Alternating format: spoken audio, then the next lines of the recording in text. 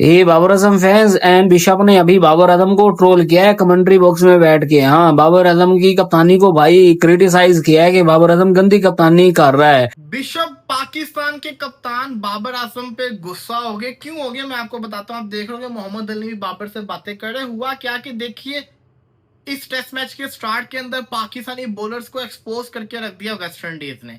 अब आप सबको पता है कि जो विकेट है ये बिल्कुल सीधा विकेट है। यहाँ पे पाकिस्तान ने 4 चेंजेस भी कर दिए। वेस्ट इंडीज अपने प्रॉपर फास्ट बॉलर के साथ है। पहले तो क्रिटिसिज्म बाबर आजम पे ये हुआ कि उसने फास्ट बॉलर पूरे क्यों नहीं खिलाए। तो मैं आपको बताता चलूं कि एज अ कप्तान बाबर आजम को रोब रखना चाहिए कि भाई मुझे यही प्लेइंग 11 चाहिए। लेकिन इस प्लेइंग 11 के अंदर खाली बाबर का नहीं, सरफराज अहमद, उमर गुल हो गए, आकिब जावेद, इन सबका बहुत बड़ा हाथ है। दूसरा ये कि बिशप गुस्सा क्यों हुए बाबर आजम के ऊपर।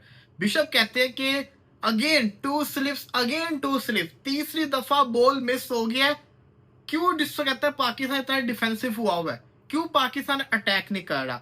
ये क्या सिनेरियो, ये सिनेरियो के वेस्ट इंडीज ने आते साथ ब्रेंडन किंग को आप देखें, उसका स्ट्राइक रेट ओडीआई का चल रहा था, 120-22 के स्ट्राइक रेट से वो खेल रहा था, चंद्रपोल भी मार रहा था। तो उबैद शाह को आपने खिलाया, उसको मार पड़ रही, अली को मार पड़ रही। अब यहाँ पे बाबर आजम ने स्लिप हटा दिए हुए थे। 2 स्लिप के साथ जा रहा था, गली के साथ जा रहा था। अब तीसरे स्लिप की पोजीशन के ऊपर 3 चांसेस निकले। हेलो बाबर आजम, बॉबी, ये कौन सी कप्तानी है? कौन सा कप्तान चाहेगा कि उसके स्क्वाड के अंदर मोहम्मद अब्बास हो और वो उसे भाई ड्रॉप कर दें? कौन सी कंडीशन? आपके सामने वही वेस्ट इंडीज है ना। वेस्ट इंडीज सेम प्लेइंग 11 के साथ खेल रही है, मतलब 4 उनके फास्ट बॉलर तगड़े वाले वो खेल रहे हैं। आपने अपना बेस्ट बॉलर, जिसने पिछले मैच के अंदर आपको विकेटें दिलाई हैं, जिसने तकरीबन आपका मैच बनाया था, आपने उसे ड्रॉप कर दिया। मतलब कोई 4 चेंजेस करने की तुक ही क्या बनती है।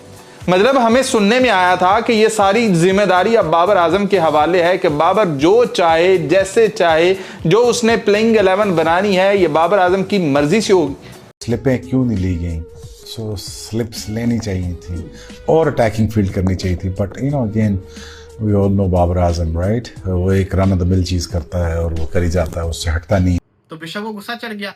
उन्होंने क्या बोला, वो कहते हैं कि that's reactive captaincy, it's look proactive planning and attacking intent, I am sorry but that's how I see it.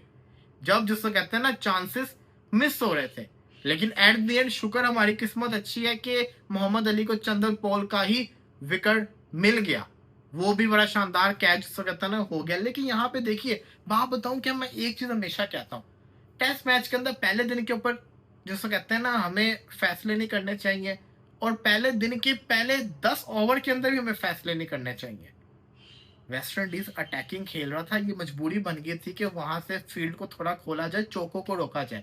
इस वजह से बाबर आजम ने स्लिप नहीं लिया हुआ था तीसरा, क्योंकि चौके बहुत पड़ रहे थे। लेकिन फिर यहाँ पे ये भी बात है, कप्तान वही जिसको कहता है ना कामयाब होता है जो हर वक्त अटैक के बारे में सोचे। तो बाबर आजम जहां गलत है वहां पे हम उसको बताएंगे कि यहाँ पे उसको जिसको कहता है ना थोड़ा एग्रेसिव कप्तान बनना पड़ेगा, बड़े फैसले, बड़े माइंड से सोचना पड़ेगा। थोड़े से रन आ रहे आते नहीं, लेकिन पॉसिबिलिटी रहेगी 1 एच और आपकी गेम खत्म। तो ये चीजें बड़ी इंपॉर्टेंट है। बिशप मैं समझता हूँ कि दुनिया में बेहतरीन कप्तान है। अगर वो उसका मुल्क भी खेल रहा होगा ना, उसके बावजूद वो सामने वाली टीम की दिल से तारीफें करेगा अगर वो अच्छा खेलेंगे और वो सही एनालाइज करते हैं। तो एन बिशप ने बड़ी अच्छी बात की। पाकिस्तान और वेस्ट इंडीज के बीच में दूसरा टेस्ट मैच शुरू हो गया पोर्ट ऑफ स्पेन में, और पाकिस्तान की टीम देख कर ना ला इलाहा इल्लल्लाह मुहम्मद रसूलुल्लाह, मेरा दिल कर रहा था मैं मार मार के छितर इन सब के ना थोबड़े लाल कर दूं। और तुम लोगों की कॉमन सेंस किधर है? और क्रिक इन्फो के ऊपर ना अभी तक वो वीडियो लगी हुई है जिसमें मोहम्मद अब्बास ये पहले टेस्ट मैच के दौरान कह रहा था कि पाकिस्तान को मजीद टेस्ट मैच मिलने चाहिए। इसका मतलब यह है कि वो अपने लिए डिमांड कर रहा था कि जाहिर बात है पाकिस्तान ज्यादा टेस्ट मैच खेलेगा तो मोहम्मद अब्बास भी ज्यादा टेस्ट मैच खेलेगा। ऐसे ही है ना, क्योंकि 2017 से 2026 में आपने मोहम्मद अब्बास जैसे बॉलर को, जिसकी 900 फर्स्ट क्लास विकेट्स होने वाली हैं, सिर्फ 30 टेस्ट मैच खिलाए हैं। ओनली 30 टेस्ट मैच डेब्यू 2017 से, ये मैं 26 अभी आपसे बात कर रहा हूँ, सिर्फ 30 टेस्ट मैच हमने मोहम्मद अब्बास को खिलाए हैं। ये वो मोहम्मद अब्बास है जिसको उसकी काउंटी ने इसके पीछे, इसकी परफॉर्मेंसेस के पीछे पेप जैसे मैनेजर को इसका पेंट हाउस नहीं लेने दिया था कि अगला लाओ। तुम लोग मुझे कहते हो कि भाई तू पाकिस्तान की टीम को इतना क्यों ट्रोल करता है। भाई ये एक नंबर के ना जोकर लोग हैं, ऑनेस्टली कह रहा हूं। अब जिस फास्ट बॉलर ने लास्ट मैच में भाई फाइफर लिया था, इन लोगों ने क्या काम किया, उसको ही ड्रॉप कर दिया। बाबर आजम ने कहा है कि टॉस के ऊपर के वो जी कंडीशन ठीक नहीं थी, कंडीशन की वजह से जो है ना मोहम्मद अब्बास को ड्रॉप कर दिया है। तो वो भाई मोहम्मद अली, वो क्या नाम है, कोई वो क्या कहते हैं, ब्रेटली है, जो उसको नहीं ड्रॉप किया है। अजीब मेंटेलिटी के भाई ये जोकर लोग हैं। फिर कहते हैं कि यार हमें ना ट्रोल किया जाता है। भाई जो तुम लोगों के काम है ना, ट्रोल छोड़ो, गालियां पड़नी है तुम लोगों को। हालांकि हम फील्ड के अंदर भी देख रहे हैं कि बाबर आजम थर्ड स्लिप नहीं ले रहे, वहां पर 3 कैच चले गए हैं। उसके बाद मोहम्मद अली जाता है, जाके बाबर आजम से रिक्वेस्ट करता है कि वो देखो यार वहां पर मुझे एक फील्डर दे दो, लेकिन बाबर आजम उसे फील्डर फिर भी नहीं देता। मतलब ये तो समझ आ रहा कि भाई बाबर आजम की ही सिलेक्शन है, ये भी समझ आ रहा है बाबर आजम की फील्ड प्लेसमेंट है, लेकिन बॉबी ये कौन सी कप्तानी है। मतलब इसकी कोई लॉजिक नहीं बन रही, कोई लॉजिक समझ में नहीं आ रही। अगर फटा ही विकेट है, आप ये चाह रहे हो कभी मोहम्मद अब्बास को मारना पड़े, तो आप जो होस्ट है उससे बेहतर असेसमेंट तो नहीं लगा सकते। यहां पर सबसे ज्यादा उनकी विकेटें लेने वाले फास्ट बॉलर्स ही हैं, और वो अपनी सेम प्लेइंग 11 के साथ ही आए हैं। आप 4-4 3-3 स्पिनर करके करोगे क्या। मतलब जब मार पड़नी है, आप देखो तो सही कि किस एवरेज से स्कोर पड़ना शुरू हो गया। कि उन्होंने बच्चा है उसे आप प्रेशर बना के दो, कोई 4-5 आउट करके उसे लगाओ, फिर वो और प्रेशर बनाए, कोई मुंह पे मारे, कोई चेस्ट पे मारे, मतलब उबैद शाह ये करे। लेकिन आप उसे अटैक पर लगा रहे हो, जहां पर वेस्ट इंडीज वाले पहले ही देख चुके हैं कि यार छोटी सी बाउंड्री है, मार मार के अंधा कर देंगे। रखेंगे। वेस्ट इंडीज ने एक ऐसी विकेट के ऊपर जो वेस्ट इंडीज समझती है कि स्पिन करेगी, बल्कि पाकिस्तान भी समझती है कि स्पिन करेगी।